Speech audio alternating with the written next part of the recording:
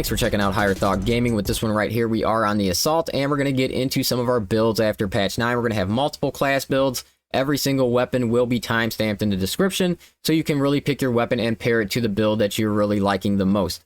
So first, we're going to go through all of our class builds, then we will take a look at our weapons, and then at the end of the video, we'll have a section where we go through every single perk that the Assault has, and then I really break down just how they're working and which ones I think are the best overall and which the synergies are. But first up, our first build here is going to be max defense. So our max defense build, it did become much more viable since patch 9 because of our added contested health perk. So you're definitely going to want to take that. And then you're also going to grab 25% damage reduction when you're charging a weapon. So this is going to work best with a weapon that you are, constantly charging up. It's either going to be the Power Fist or the Thunder Hammer. And then I highly recommend the Power Fist in this build. The Power Fist has a ton of damage reduction built onto the weapon, especially when you're using your charge hits. And then on top of that, it just hits fast. It does a ton of damage, and I think it just outperforms the Thunder Hammer in most every aspect of the game right now. Hopefully that does change with patch 10. I really am hoping that. But overall, this is a very good build.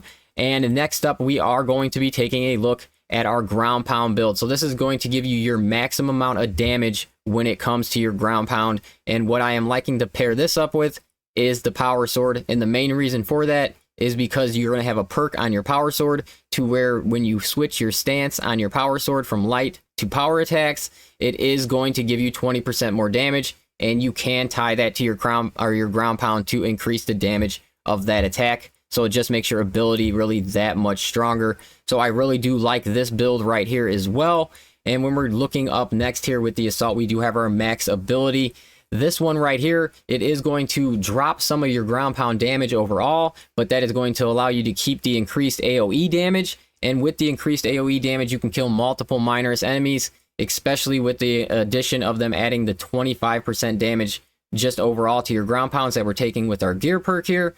And then I do like to pair this with the Power Fist or with the Power Sword. Mostly them are the two that I'm taking, but this is honestly going to pair well with any of your weapons. And the ground pound seen great damage buffs to every single weapon that you have, so no weapon is really bad when it comes to using your ability now.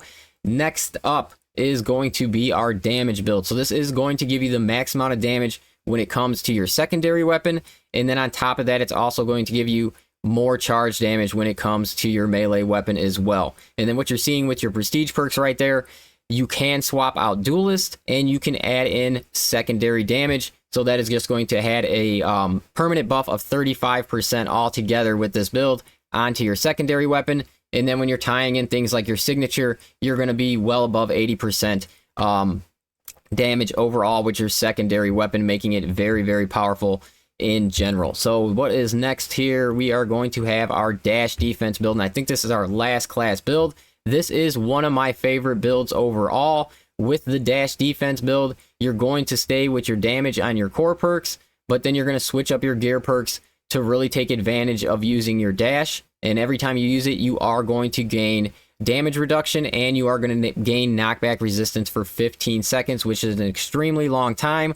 I do like pairing this with either the Power Sword or the Chain Sword. The Chain Sword has seen great buffs, guys, so if you are like an Assault main and maybe you weren't running the Chain Sword too much, it feels a lot better since patch 9, so I highly recommend at least checking that weapon out in general, just if you are a main on this class and you haven't checked it out since patch 9. So very good weapon, and it feels really nice on the class, and it does pair very good with the dash build overall. Okay, and we're going to move straight into our melee weapons here. So the first one we're going to look at here is the Power Sword. You're going to see basically in order my favorite builds overall for the weapon. So the HTG Select build would be my favorite build. And then, my second would be the contested health regain and light attack damage after that. So the main difference between these ones is the top build is going to give you the max amount of damage to every single type of enemy that you can have. The second one is going to allow your power style attacks to regain contested health faster. And it is noticeable, guys, but I still like the damage one a little better. And then our bottom build right here is going to be our light attack damage, which is going to give you the ability to have an extra light attack combo. And as well as it will give you the ability to grab 3% damage every time that you land a light attack, up to 30%. So it's not a bad build to go in there and kind of just mess around with and have some fun with when you want to switch up your builds a bit. And next up is going to be the chainsword. I do feel like the power sword and the chainsword have the best build variety when it comes to melee weapons in the game right now. So for the chainsword, we got our fencing set up on top. As you see, we are dropping our combo skip, and we are going with our light attack damage, and then we still are going to keep our ground stomp radius intact as well. So I really like this setup with fencing. You can get to your grounds, or you can get to your stomp very, very quickly when it comes to the fencing with chainsword. So definitely try that one out. And now when we're looking at our combo skip builds, the first one is going to give you your ground stomp radius will stay increased, and then you will also get your combo skip. And then the bottom one will give you a light attack combo skip instead. So you will gain the damage from your 3% up to 30% with your light attacks. And then you will also have the ability to combo skip. So the combo skip ones I like with anything that's not a fencing chainsword. So if you're running a blocking chainsword or you are running a balanced chainsword, I do prefer to run with the combo skip versions. But when it comes to the fencing, I will drop that and I will take the top version right there. And as I said before, guys, chainsword, it feels great right now. So definitely go in there and try that out. When it comes to our Power Fist and our Thunder Hammer, I have these two builds just sitting on top of every other build that exists right now. So these are the ones that I'm really recommending most people take. And then I also have the Power Fist sitting above the Thunder Hammer, and actually by a pretty big margin right now. So that is why I really want them to go in there with patch 10, look at the Thunder Hammer, and either buff at least one of the versions of it, even if it's just the block version or whatever. But I do want it to be more on par with the Power Fist, which it is not right now. So when you're looking at your charge weapon, your best overall will be that Power Fist. And then we are setting it up. Both of these are going to be set up to get to your charge hits as quickly as possible. Okay, and let's quickly go into our secondaries here. We are going to have our plasma pistol sitting at top. This is going to give you great damage. On top of that, it gives you amazing contested health regain. Definitely with the reworks to your class perks, this gun feels really, really nice right now. And it is going to run best in the fire rate version, just because that allows you to charge your shot up so much quicker and refill your contested health that much better. So both of these builds will run really good. You're going to want either the radius or charge speed version, or you can go with the max damage variant instead. And then our next weapon on the list. Now this weapon is actually, it's not bad if you have a group that is well equipped in range. So say you are grouping with somebody like a heavy and a tactical, or a sniper and a tactical heavy, somebody or two group members that have really good range. That's when you can really switch off to the Inferno pistol, and it's going to give you that free 20% extra damage added onto your melee attacks, which is a huge amount of damage, guys.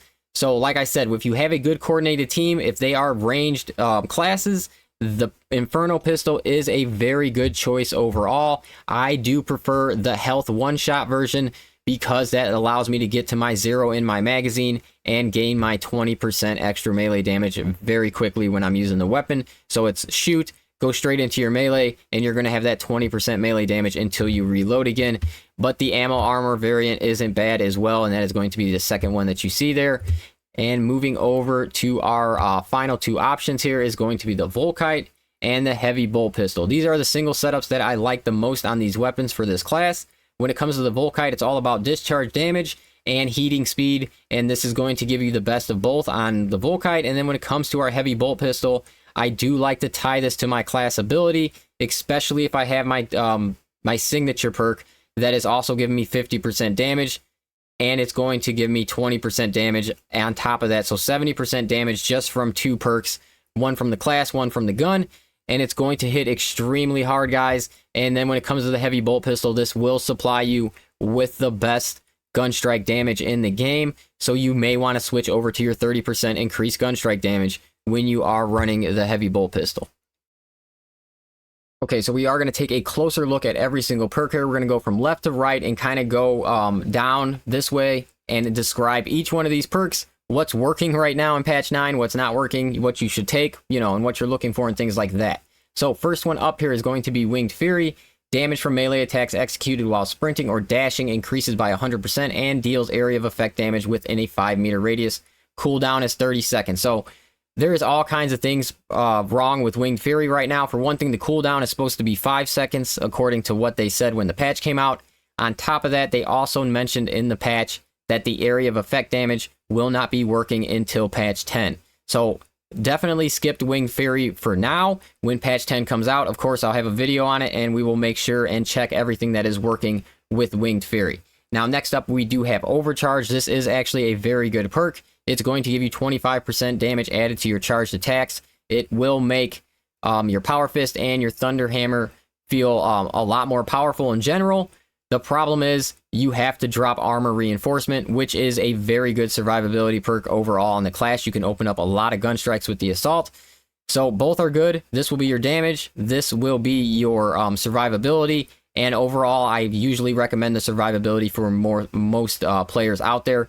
Now, when it comes to our second row here, Auxiliary Arsenal, 20% secondary damage, very good perk. The problem is Defense Mechanism is what just got added to the game, which is contested health fades 50% more slowly, which is a very, very powerful perk. Honestly, this perk completely changed the class and made the Assault feel like 3 to 4 times better than what he did before. So I'm highly recommending everybody take Defensive Mechanism at nearly all times throughout your playthroughs, definitely in the harder difficulties. And our last one up here is Consecutive Execution, another very good damage perk. So both of these perks are very good damage perks, but unless you are extremely skilled at the game, Defense Mechanism is going to be overall your best choice. And then we do have Perseverance. This is your charge attacks. You will take 25% less health damage, and you do not lose control upon taking heavy hits, and you cannot be knocked back. Overall, this is a good perk if you're using a charging weapon, such as the Power Fist or the Thunder Hammer. But in most cases, this perk, Knowledge of the Enemy, is the better choice, unless you are having extremely problems with survivability. So, Knowledge of the Enemy, 15% damage against major and extremist enemies. They are all over the map in any version that or any mode that you're playing. So this is a very strong perk. Next up, Active Attrition. It did get buffed in patch 9. They went from 10% to 15%. The main problem I see with this is it is after your initial hit. So your first hit will not add this 15% damage, meaning that it's not adding on to your ground pound. It's not adding on to a lot of your first charge attacks and things like that. So that's why I do not like Active Attrition. I would like Active Attrition if it did multiply itself. So if I was getting 15% damage every time I hit for 3 seconds, you know, and it was multiplying onto each other up to a certain percentage, then this would be better. But right now, Knowledge of the Enemy I find to be the #1 choice. Unless you have a lot of survivability issues, then you're going to want to switch up to Perseverance. When it's coming to our team perk, the 10% ability charge, I do not recommend taking this at any point in the game. Both of these are much better.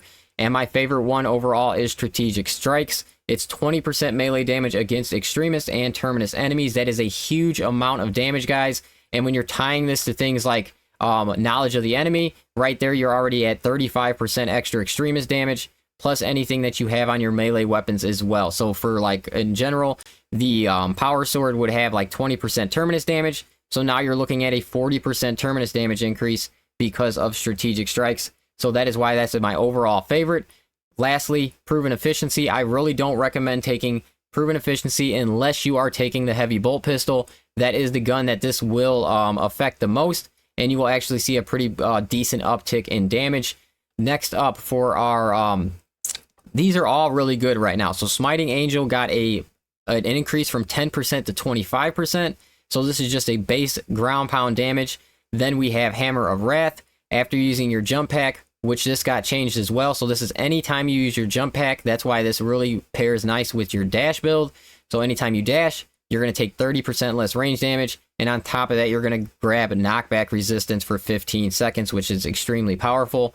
And then last up, Precision Strike.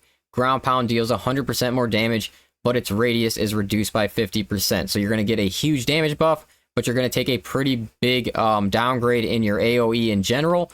But all three of these guys, it's going to depend on what build you're running to which one you want to take, because all three of these perks are actually very good right now, and they are sitting in a good spot overall. So we got Wings of Flame here. This is going to be your main perk for your dash build. It's going to give you the ability to Oh, I was hitting the down button there, my bad. Okay, but Wings Flame is going to give you the ability to do 125 damage every time you dash through an enemy, and then on top of that, you will be getting perfect dodges much easier with Wings of Flame. So this is a very important one when it comes to your dash build. Next up, very obvious one right here, 20% faster recharge on your jump pack, and then you have a 10% for every time your ground pound kills an enemy. So basically what you're doing here is if you are taking precision strikes, which is reducing your AoE, that is when you're going to want to take the 20% faster jump charge. And when you are taking something like just the base 25% damage, that's when you're going to want to take the ground pound kill will restore you by 10%. This will beat this out as long as you are hitting with a big AoE area of effect damage. So that is definitely how you're going to want to set those two up. Like I said, this is a very good row as well, and you're really just picking this dependent on what you have over here. And then last up, we have Pride and Duty, which is after a finisher, ground pound deals 25% more damage, and then Diligence, a fully prepared ground pound deals 20% more damage, but it takes longer to prepare. So these two, you're picking whichever one fits into your play style best. So if you think you're going to, as long as you're going to, after finishers, use your ground pound properly, this one's probably better.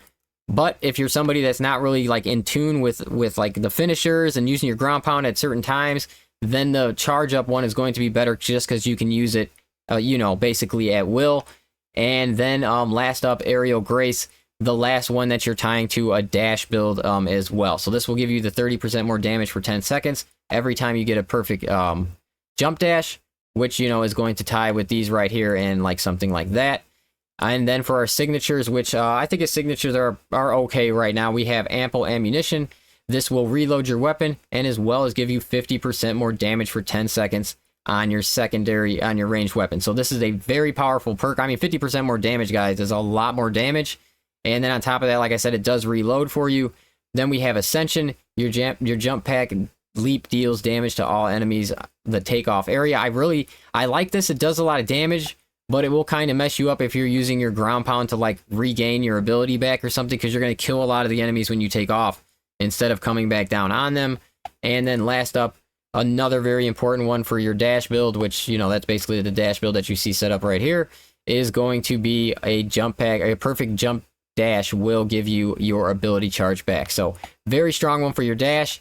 Then my second favorite would be Ample Ammunition overall. So the perks on the Assault right now, guys, they're in a pretty good spot. I do want to see some reworks come in patch 10 still, but he is a lot better than he has been in the since the game's release. And then when it comes to our prestige perks here, we have Adrenaline Boost, we have Fortitude, and we have Scramble Targeting. I recommend taking these three at all times. The only time you're really going to want to drop Duelist is if you have maybe a fencing weapon, and then you can switch up and go with